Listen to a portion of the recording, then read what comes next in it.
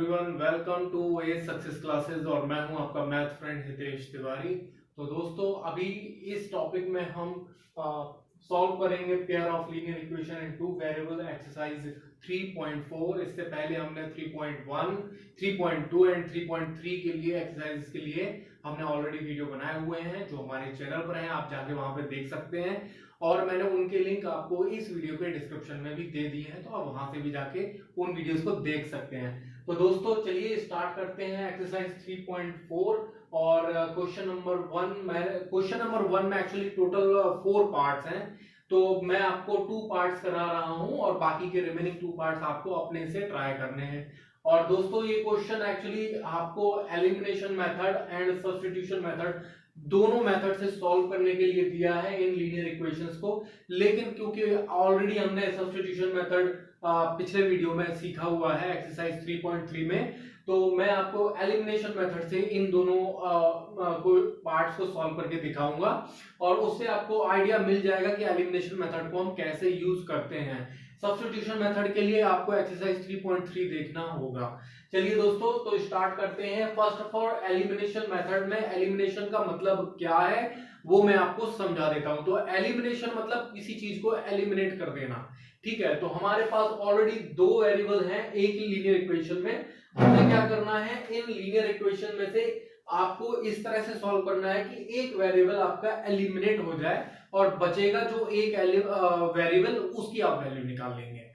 क्या करना है, हमको एक वेरिएबल को एलिमिनेट करना है और दूसरे वेरिएबल की वैल्यू निकालनी है। तो चलिए देखते हैं कि मैं कैसे करता हूं, आप सीखते रहिए साथ साथ में और आपको एलिमिनेशन मेथड आसानी से आ जाएगा। सब्स्टिट्यूशन मेथड ऑलरेडी हम सीख चुके हैं। तो देखिए क्या करते हैं, यहां पर आपके पास फर्स्ट इक्वेशन है x plus y is equal to 5 and दूसरी है 2x minus 3y is equal to 4। तो आप देख सकते हैं कि यहां पर x है और यहां पर 2x है। तो आप एक काम कर सकते हैं कि पहली वाली जो आपके पास लीनियर इक्वेशन है, इस पूरी इक्वेशन में आप 2 का मल्टीप्लाई कर दो, तो उससे क्या होगा, आपके पास यहां भी 2x हो जाएगा और यहां भी 2x हो जाएगा और फिर दोनों जब सेम हो जाएंगे तो उनको एलिमिनेट करना आसान हो जाएगा। तो चलिए देखते हैं, मैं लिख देता हूं मल्टीप्लाई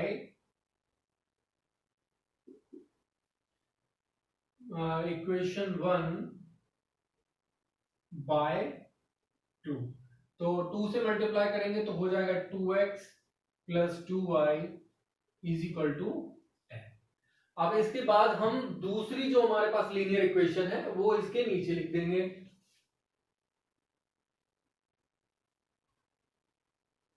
ठीक है, उसके बाद एक लंबी सी लाइन खींच देंगे। इसके बाद क्या करेंगे, हम इनके साइन चेंज कर देंगे नीचे वाली इक्वेशन के, या फिर आप ये कह सकते हैं कि subtract equation 1 and equation 2। Subtraction हम कर रहे हैं।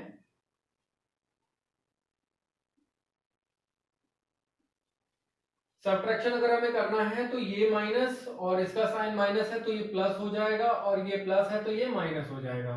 ठीक है, नीचे वाली इक्वेशन के साइन आपस में चेंज हो जाते हैं जब हम सबट्रैक्शन करते हैं। ठीक है, तो जो प्लस था वो माइनस हो गया, जो माइनस था वो प्लस हो गया।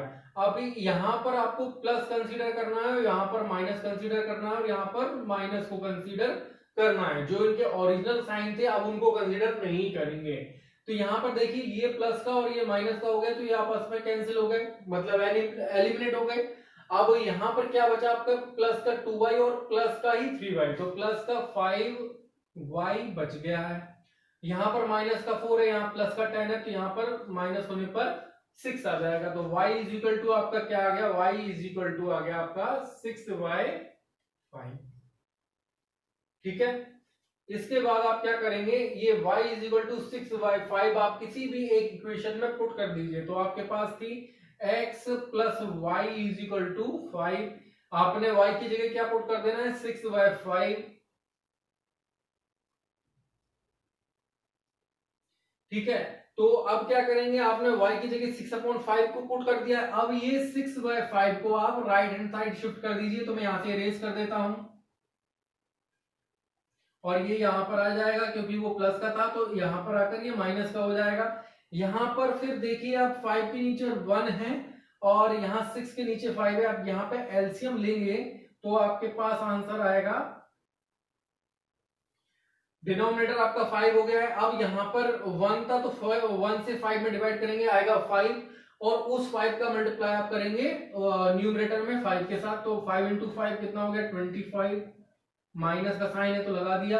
5 से 5 में डिवाइड करेंगे तो आएगा 1, और 1 का मल्टीप्लाई 6 में करेंगे तो 6 आ जाएगा।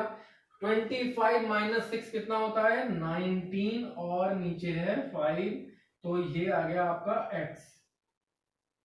यहां से आपने x की वैल्यू निकाल ली है और y की वैल्यू ऑलरेडी हमारे पास है, तो दोनों वेरिएबल की वैल्यू आप निकाल चुके हैं, x, y आपका आ चुका है। तो इस तरह से हम एलिमिनेशन मेथड को परफॉर्म करते हैं। कैसे करते हैं आपने देख लिया है, एक वेरिएबल को हमको सेम बनाना है दोनों इक्वेशन के अंदर, और उसको फिर हम क्रॉस कर देंगे सब्ट्रैक्शन के बाद, और जो बचेगा दूसरा वेरिएबल उसको आप सॉल्व करेंगे और उसकी वैल्यू निकाल लेंगे, और फिर जब उसकी वैल्यू निकल जाएगी तो किसी भी एक इक्वेशन में उसकी वैल्यू को पुट कर देंगे और दूसरे वेरिएबल की भी वैल्यू आप निकाल सकते हैं। तो ये इस तरह से आपको एलिमिनेशन मेथड परफॉर्म करना है। चलिए, तो इसका फोर्थ पार्ट करते हैं क्वेश्चन नंबर 1 का। बाकी के सेकंड और थर्ड पार्ट आपको अपने से परफॉर्म करने हैं, नहीं आएंगे तो आप मुझे कमेंट बॉक्स में लिख कर दीजिए, मैं आपको उनके सॉल्यूशन भी वहां पर बता दूंगा। तो यहाँ पर देखिए, आप फर्स्ट इक्वेशन है आपके पास x/2 plus 2y/3 is equal to -1। ठीक है, दूसरी इक्वेशन है x minus y/3 is equal to 3। अगर आप ध्यान से देखें तो x/2 इस वाले x का हाफ है। ठीक है, अगर आप इस इक्वेशन में 2 का मल्टीप्लाई कर देंगे तो ये 2 से ऊपर जो 2 मल्टीप्लाई करेंगे वो आपस में कैंसिल हो जाएंगे और यहां बचेगा x। तो हम क्या करते हैं, इक्वेशन 1 में 2 का मल्टीप्लाई करते हैं, मल्टीप्लाई इक्वेशन 1 बाय 2। अगर हमने 2 से मल्टीप्लाई कर दिया है तो यहां पे क्या बचेगा x, ये 2 और ये 2 कैंसिल आपस में हो जाएंगे, और यहां बचेगा 4y/3 इज इक्वल टू -2। अब दूसरी वाली लीनियर इक्वेशन को हम इसके नीचे लिखेंगे, x minus y/3 is equal to 3। अब आप ध्यान से देखिए, आपका ये वेरिएबल ऑलरेडी सेम बना हुआ है, ये भी प्लस का ये भी प्लस का। जब सेम हो जाते हैं तो हमें सिंपली सबट्रैक्ट कर देना है। तो हम क्या करेंगे, सबट्रैक्शन कर देंगे। तो सबट्रैक्शन के लिए इनके साइन चेंज करने पड़ेंगे। ये देखिए, प्लस का था माइनस का हो गया, ये माइनस का था तो अब प्लस का हो गया, और ये प्लस का था तो अब माइनस का हो गया। ये दोनों आपस में कैंसिल हो जाएंगे क्योंकि ये अपोजिट साइन के हो गए, ये प्लस का और ये माइनस का है। अब यहाँ पर आपके 4y/3 है और यहाँ पर प्लस का y/3 है, तो आप लिख लेंगे 4y/3 प्लस का y/3 इज इक्वल टू -2 और -3।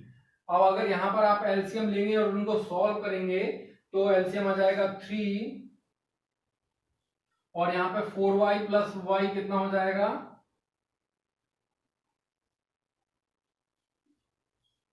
ये हो जाएगा आपका 5y, और यहां पर है नीचे आपके पास 3, तो अभी इसको बाद में लिखते हैं। देखिए यहां पर 4y प्लस y हो जाएगा 5y, और नीचे है 3, और तो ये 3 क्या है आपका क्रॉस मल्टीप्लाई के साथ यहां पर आ जाएगा और यहां से हट जाएगा। ठीक है, तो और यहां पर ये 5 जो है वो आपका इसके नीचे आ जाएगा। ठीक है, ये सारा मैंने क्रॉस मल्टीप्लाई किया है, जो यहाँ नीचे था वो ऊपर चला गया, जो यहाँ ऊपर था वो नीचे चला गया। अब यहाँ से 5 से 5 कैंसिल हो गया है और आपके पास y इज इक्वल टू आ गया है -3। y इज इक्वल टू -3 आ चुका है। अब हम क्या करेंगे, y इज इक्वल टू -3 किसी भी इक्वेशन में पुट कर देंगे और वहां से हम x की वैल्यू निकाल देंगे।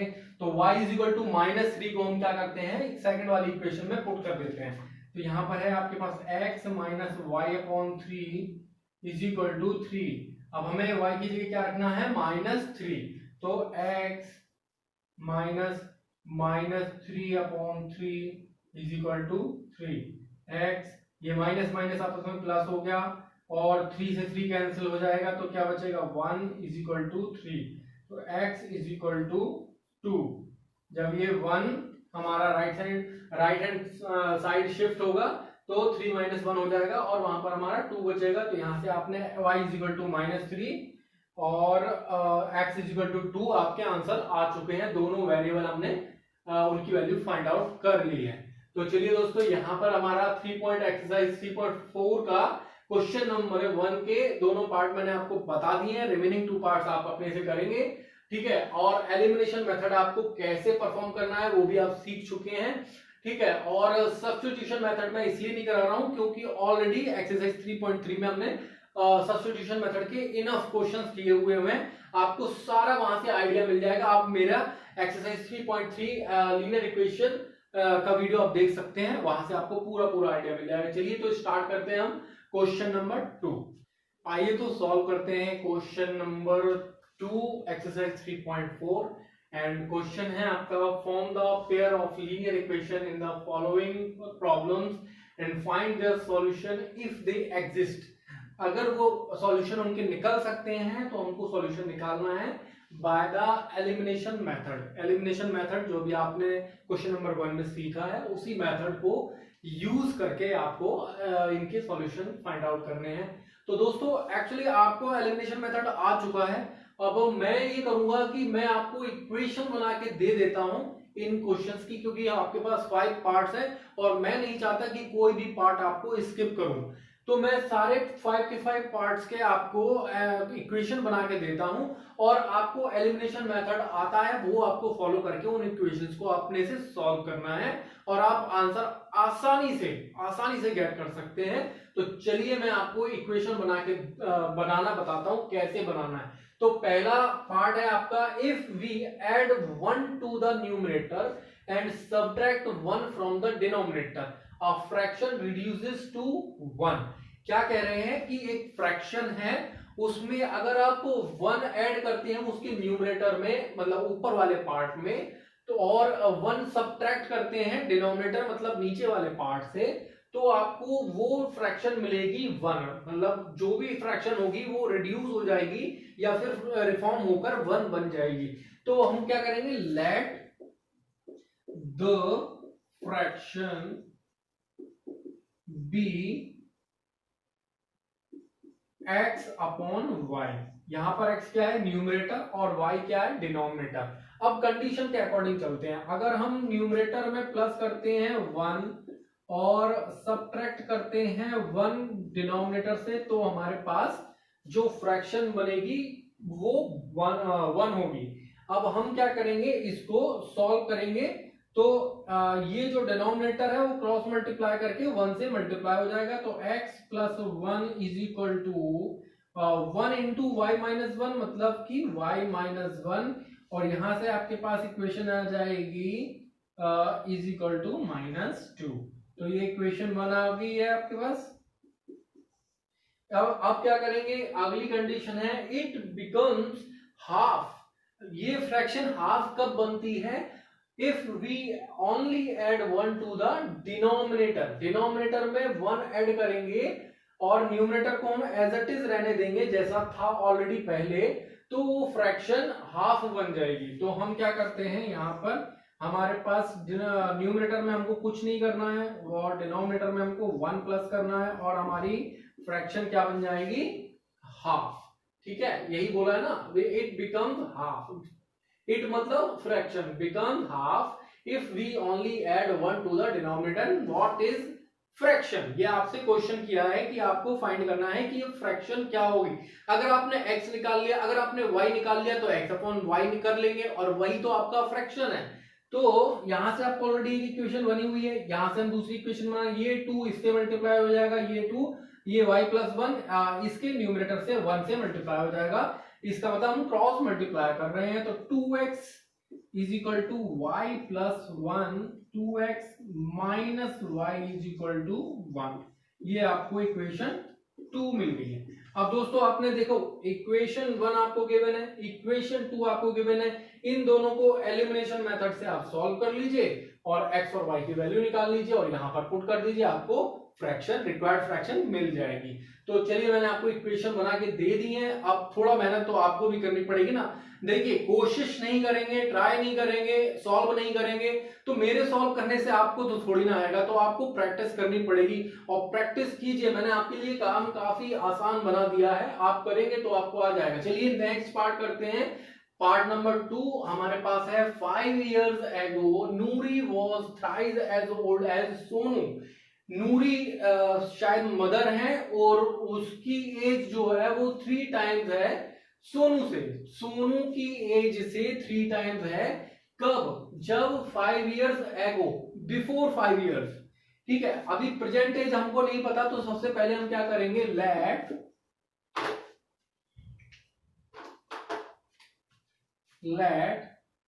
the present age of Noori is equal to x years। हाँ, और उसके बाद में प्रेजेंट एज ऑफ सोनू क्या है, y years। ठीक है, अब आपके पास में प्रेजेंट एज आपको पता चल गई है, नूरी की क्या है x years और सोनू की भी आपको प्रेजेंट एज पता चल चुकी है। अब क्या करेंगे, हमको 5 years ago की एज निकालनी है नूरी की और सोनू की, तो लिखेंगे 5 years ago और यहां लिख लेंगे नूरी और यहां लिख लेंगे सोनू। 5 years ago edges. ठीक है, तो नूरी की एज क्या होगी 5 years ago, जो उसकी प्रेजेंट एज है उससे 5 माइनस कर दीजिए। जैसे आप लेट कर सकते हैं कि जो एज आपकी आज है उससे 5 years बिफोर आपकी एज क्या होगी, आप 5 माइनस करेंगे ना, वैसे ही 5 माइनस करेंगे इसकी प्रेजेंट एज से, तो आपके पास हो जाएगा x माइनस 5। ये किसकी एज हो गई, नूरी की, और सोनू की क्या होगी y माइनस 5। अब कंडीशन क्या है कि नूरी की एज 5 years ago जो भी रही है वो उस सोनू की एज के 3 टाइम्स है, थ्राइस। ठीक है, तो हम क्या करेंगे, is equal to 3 multiply y minus 5।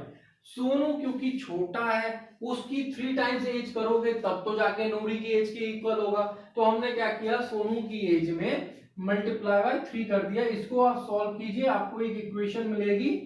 चलिए मैं कर देता हूं, x minus 5 is equal to, और ये हो गया 3y और यहां पर माइनस 15, तो x माइनस 3y और यहां पर ये माइनस 15 और ये प्लस का 5 उस साइड हो जाएगा, तो ये माइनस 10 बचेगा और इक्वेशन 1 आपकी बन चुकी है। ठीक है, अब कंडीशन क्या है, 10 years later, तो 10 साल बाद Noori will be thrice as old as Sonu, sorry twice as old as Sonu, Noori will be twice as old as Sonu. तो 10 years later, 10 years later ages, क्या एजेस होंगी, 10 years के बाद में अगर प्रेजेंट एज x है तो 10 years के बाद नूरी की एज होगी x प्लस 10 और सोनू की होगी y प्लस 10। और कंडीशन क्या दी है कि नूरी की जो एज होगी, ये कौन है, नूरी, नूरी, और यहां पर ये सोनू। ठीक है, तो नूरी की जो एज है वो सोनू के एज के 2 टाइम्स है। ठीक है, तो नूरी की age is equal to 2 multiply Sonu की एज 10 years के बाद। इसको हम सॉल्व कर लेंगे, x plus 10 is equal to 2y plus 20, यहां बचेगा x minus 2y is equal to 20 और ये माइनस का 10 उस साइड पहुंच जाएगा, तो यहां पर आपको इक्वेशन 2 भी मिल चुकी है। अब आपको क्या करना है, इक्वेशन 1 और इक्वेशन 2 इनको आपस में एलिमिनेशन मेथड से सॉल्व करना है, एक्स वाई की वैल्यू निकालनी है। जो x आएगा वो नूरी की एज होगी, जो y आएगा वो सोनू की एज होगी। ठीक है, तो इस तरह से हमें इनको परफॉर्म करना है, एलिमिनेशन मेथड यूज करना है। आइए तो सॉल्व करते हैं part 3 and part 4 of question number 2। तो पार्ट 3 हमारे पास है the sum of the digits of two digit number is 9। आपके पास में एक टू डिजिट नंबर है और उसमें जो टू डिजिट्स हैं उन दोनों डिजिट्स का सम जो है वो है 9। Also 9 times this number is twice the number obtained by reversing the order of the digits। तो जो नंबर आपको टू डिजिट का गिवन है उसमें उसका अगर आप 9 टाइम्स करते हैं, ठीक है, एक तो आपने इस नंबर का 9 टाइम्स कर लिया है, साथ ही साथ अगर आप डिजिट्स का ऑर्डर एक्सचेंज कर लेते हैं कि मतलब जो वंस प्लेस पर पहले था उसको आप टेंस प्लेस पर रख दें और जो टेंस प्लेस पर था उसको आप वंस प्लेस पर रख दें, तो ऐसे जो नंबर बनेगा डिजिट्स को उनके प्लेसेस को एक्सचेंज करने पर उसका 2 टाइम्स इसके ओरिजिनल नंबर के 9 टाइम्स के इक्वल होगा। तो कैसे होगा वो मैं आपको बता देता हूं। Let the two digit number be 10x plus y. जब भी टू डिजिट का नंबर होता है तो सपोज आपके पास 11 है तो आप क्या लिखोगे, सॉरी 12 है तो आप क्या लिखोगे 10 प्लस 2। तो ये 10 इंटू 1 प्लस 2 है। 1 क्या है टेंस प्लेस पर डिजिट, 2 क्या है वंस प्लेस पर डिजिट, तो ये x क्या है वंस प्लेस टेंस प्लेस पर डिजिट और y क्या है वंस प्लेस पर डिजिट। ठीक है, तो ये डिजिट्स हैं, लेकिन आपको टू डिजिट का नंबर हमेशा इसी फॉर्म में, ये जनरल फॉर्म है टू डिजिट के नंबर का, आपको इसी फॉर्म में लिखना है। एक्स वाई मत लिख देना, एक्स वाई नहीं लिखना है। एक्स वाई का मतलब होता है एक्स मल्टीप्लाई वाई। तो अगर आप जैसे 12 को लिखेंगे तो 1 इंटू टू थोड़ी ना लिखेंगे, 1 इंटू टू तो 2 हो जाता है, तो आपको लिखना पड़ेगा 10x प्लस वाई। ठीक है, अब इसमें डिजिट्स क्या है x और y, और ये क्या दिया है the sum of the digits of two digit number is 9। तो आपको पहली कंडीशन है सम ऑफ डिजिट्स, तो कितना है 9। डिजिट्स तो है x और y और इन दोनों का सम क्या है 9, तो इक्वेशन 1 मिल गई हमको। उसके बाद क्या है जो ओरिजिनल नंबर है आपके पास उसका 9 टाइम्स, तो 9 टाइम्स किसका ओरिजिनल नंबर, वो किसके इक्वल होगा। अगर आप इसके डिजिट्स को, सॉरी इसके डिजिट्स को क्या करेंगे, इनका आप टेंस वाले को वंस पे पहुंचा दें और वंस वाले डिजिट को टेंस डिजिट पे पहुंचा दें, तो जब रिवर्सिंग करेंगे आप इनकी तो जो नंबर आपको मिलेगा वो क्या मिलेगा 10y प्लस x, इसका 2 टाइम्स, ये बोल रहे हैं। ठीक है, the 9 times this number, 9 times this number is equal to 2 times of after reversing the digits। जो नंबर आपको आफ्टर रिवर्सिंग बनेगा उसका 2 टाइम्स ओरिजिनल नंबर के 9 टाइम्स के इक्वल है। इसको आप सॉल्व करेंगे तो ये बनेगा 90x plus 9y is equal to 20y plus 2x। ये 2x और 20y इस साइड आ जाएंगे तो 2x आया तो ये 88x और यहां पर आएगा तो minus 11y is equal to 0। ये आपके पास इक्वेशन 2 मिल गई है। अब इक्वेशन 1 और इक्वेशन 2 को आप आपस में सॉल्व कीजिए और x और y की वैल्यू निकाल लीजिए। तो अब हमारे पास फोर्थ पार्ट है, Meena went to a bank to withdraw ₹2000। Meena को क्या करना है 2000 रुपए निकालने हैं and she asked the cashier to give her ₹50 and ₹100 notes only. तो उसको जो 2000 रुपए निकालने वो किस फॉर्म में निकालने, केवल 50 रुपए के नोट्स होने चाहिए उसमें या फिर 100 रुपए के नोट्स होने चाहिए। तो 100 और 50 रुपए के नोट्स के ही फॉर्म में वो 2000 रुपए चाहती है। ऐसा नहीं कि उसको 500 का नोट दे दो या डायरेक्ट 2000 रुपीज का नोट दे दो, ये नहीं चाहती वो चाहती है कि उसको 50 रुपीज के नोट्स में और 200 रुपीज के नोट्स में ब्रेक करके 2000 रुपीज दिए जाएं। ठीक है, और उसके बाद Meena got 25 notes in all. तो जब उसने कैशियर ने मीना को पैसे दिए तो मीना के पास टोटल 25 नोट्स थे। अब वो 25 नोट्स 100 और 50 रुपए 50 रुपीज दोनों के मिलाकर है। तो और find how many notes of ₹50 and ₹100। तो हमें फाइंड करना है कि मीना के पास कितने 50 रुपए के नोट हैं और कितने 100 रुपए के नोट्स हैं। ठीक है, तो चलिए हम लेट करते हैं, let 50 rupee notes be x and 100 rupees notes be y. ठीक है, आपने ये लेट कर लिया कि सपोज मीना के पास 50 रुपए के एक्स नोट्स हैं और 100 रुपए के वाई नोट हैं। तो इसका मतलब है उसके पास में x plus y is equal to 25 है। यही तो कंडीशन है कि उसके पास दोनों नोट्स क्या हैं, फिर x और 50 और 100 रुपए के नोट मिला के तो 25 नोट हो रहे हैं ना। तो हमने एक कंडीशन बना ली, इस कंडीशन को हम इक्वेशन 1 कर देते हैं। अब यहाँ पर ये भी बोला जा रहा है कि उसके पास उसको जो है 2000 रुपये मिले हैं। ठीक है, उसने 2000 रुपये लिए हैं 50 और 100 रुपए के नोट्स के फॉर्म में। तो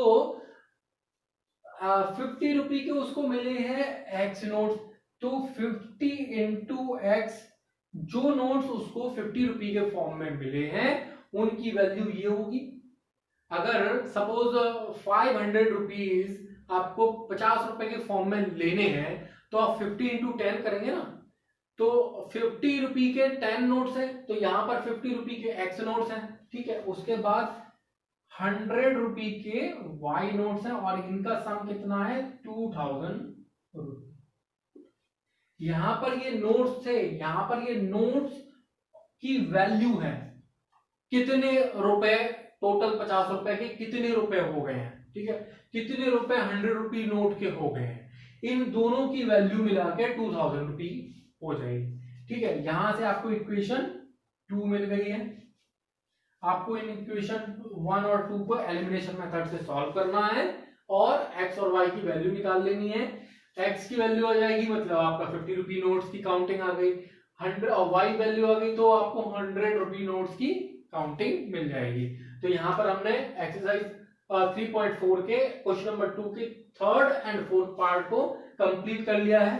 अब जो लास्ट पार्ट है वो मैं आपको बता देता हूं। ठीक है, उसके बाद आप इनको सॉल्व कीजिए, साथ साथ में सॉल्व कीजिए, प्रैक्टिस करेंगे, आप देखेंगे आंसर बिल्कुल करेक्ट आने वाले हैं। आइए तो सॉल्व करते हैं क्वेश्चन नंबर 2 का 5th पार्ट। ठीक है, तो यहां पर हमारे पास क्वेश्चन है, lending library has a fixed charge for the first 3 days and an additional charge for each day thereafter. Sarita paid 27 rupees for a book kept for 7 days, while Susie paid 21 rupees for the book she kept for 5 days. Find the fixed charge for each extra day. तो आपके पास ये है कि मैं आपको question को समझा देता हूं कि लाइब्रेरी क्या करती है, बुक्स देती है आपको पढ़ने के लिए, घर पर ले जाइए, कहीं भी ले जाइए। तो फर्स्ट 3 डेज के लिए उसका कुछ फिक्स रेट है जो आपको पे करना पड़ेगा। ठीक है, सपोज फर्स्ट 3 डेज में आपको 10 रुपये देने पड़ रहे हैं। ठीक है, उसके बाद आपका जैसे ही 4th डे होगा तो उन्होंने हर एक्स्ट्रा एक दिन का एक फिक्स चार्ज बना दिया है कि सपोज आप जैसे ही 3rd के बाद 4th डे में जाएंगे तो आपको 5 रुपीज देने पड़ जाएंगे, और 5 रुपी 4 डे के, 5 रुपी 5 डे के, 5 रुपी 6 डे के, इस तरह से हर एक दिन का आपको 5 रुपीज जुड़ता चला जाएगा। तो आप अगर 3 डेज के लिए लेकर गए तो आपको केवल 10 रुपी देने पड़ेंगे। ये केवल एग्जाम्पल के लिए समझा रहा हूं, इस क्वेश्चन से इसका कोई मतलब नहीं है। ठीक है, उसके बाद आपको अगर 4 डे के लिए ले गए तो 10 प्लस 5, 5 डे के लिए ले गए तो 10 प्लस 5 प्लस 5, इस तरह से आपको ये क्वेश्चन करना है। तो पहले हम लेट करते हैं कि फिक्स चार्ज क्या है। Let fix charge for 3 days, for first 3 days, first 3 days जो कि है x रुपी। तो पहले 3 दिन के लिए आपको 3 डेज के लिए एक्स रुपी फिक्स देना पड़ेगा, उसमें कुछ चेंज नहीं है। आप 1 दिन के लिए लेके जाएं, 2 दिन के लिए लेके जाएं, आपको इतना ही रुपए देना पड़ेगा। 3 दिन के लिए लेके जाएं, यही रुपए देना पड़ेगा, कोई फर्क नहीं पड़ेगा, कुछ चेंज नहीं होगा, फिक्स है, हमें पता है। उसके बाद चेंज कहां पर आता है, आप जैसे ही नेक्स्ट डे में पहुंचते हैं तो आपको एक एडिशनल फिक्स चार्ज देना पड़ेगा। तो let the additional fixed charge for per day y rupees. ठीक है, तो आपको हर एक दिन जो भी आपको एक्स्ट्रा होगा उसमें आपको उस दिन का जितने नंबर ऑफ डेज है उसमें वाई से मल्टीप्लाई हो जाएगा। सपोज आप 2 डेज एक्स्ट्रा लेके गए तो 2 इंटू वाई करना पड़ेगा। अगर आप 5 डे एक्स्ट्रा लेके गए हैं तो 5 इंटू वाई करना पड़ेगा। मतलब आप अगर सपोज 8 डेज के लिए लेकर गए हैं तो 3 डेज के लिए एक्स देना पड़ेगा और रिमेनिंग जो 5 डेज बचे हैं उसके लिए 5 इंटू वाई देना पड़ेगा। ठीक है, तो चलिए इसके बाद हमारी कंडीशन क्या है। अगर सरिता 27 रुपये पे कर रही है एक बुक के लिए, शी केप्ट फॉर 7 डेज, तो सरिता ने 7 डेज के लिए बुक ली है, तो फर्स्ट 3 डेज के लिए उसको कितना पे करना पड़ेगा, एक्स रुपी, और जो एक्स्ट्रा 4 डेज उसने लिए हैं उसके लिए उसको पे करना पड़ेगा 4y, और ये इन दोनों का सम कितना है 27। ये इक्वेशन 1 बन गई। ठीक है, फिक्स चार्ज 3 डेज के लिए और ये 4 डेज के लिए। ठीक है, और इन दोनों का सम ये 7 डेज का हो गया। 7 डेज का सम कितना है 27 रुपीज। इसके बाद अगला है कि while sushi paid 21 rupee for the book she kept for 5 days. तो सुशी ने 5 डे रखा है, तो फर्स्ट 3 डेज के लिए तो सुशी को भी एक्स रुपी देने पड़ेंगे, और जो बच गए 2 दिन है उसके लिए उसको देना पड़ेगा 2y, और उसने कितना पे किया है 21 रुपी। तो यहां से हमारे पास इक्वेशन 2 मिल गई है। अब आपको क्या करना है, इन इक्वेशन 1 और 2 को एलिमिनेशन मेथड से सॉल्व करना है। एक्स वाले पार्ट को एलिमिनेट कर दीजिए, वाई वाले पार्ट की आप वैल्यू निकाल लीजिए। वाई वेरिएबल की जब वैल्यू आ जाएगी तो किसी भी इक्वेशन में आप पुट करके एक्स वेरिएबल की वैल्यू निकाल लीजिए। जैसे ही वो आ जाती है तो आपका पता चल जाएगा कि फिक्स चार्ज कितना है और additional fix charge for per day कितना है। ठीक है ना, तो आप आसानी से कर सकते हैं। तो यहां पर हमने exercise 3.4 pair of linear equation chapter number 3 complete कर लिया है दोस्तों। अगर आपको हमारा ये वीडियो पसंद आया तो प्लीज इसको लाइक कीजिए और अपने नीडी दोस्तों के साथ में जरूर शेयर कीजिए, अपने रिलेटिव्स के साथ में शेयर कीजिए, अपनी नॉलेज को स्प्रेड कीजिए। और साथ ही साथ अगर आपने हमारे चैनल को सब्सक्राइब नहीं किया है तो दोस्तों प्लीज सब्सक्राइब कर दीजिए। न्यू चैनल है, हमको मोटिवेशन मिलता रहेगा। ठीक है, न्यू वीडियो आपके लिए और लेकर आते रहेंगे। हमारे चैनल पर आपको मैथमेटिकल ट्रिक्स के वीडियो मिलते हैं और साथ साथ में हम एनसीईआरटी सॉल्यूशन सीरीज भी चला रहे हैं। तो चलिए, तो आज के लिए मैं साइन ऑफ करता हूं। Thank you.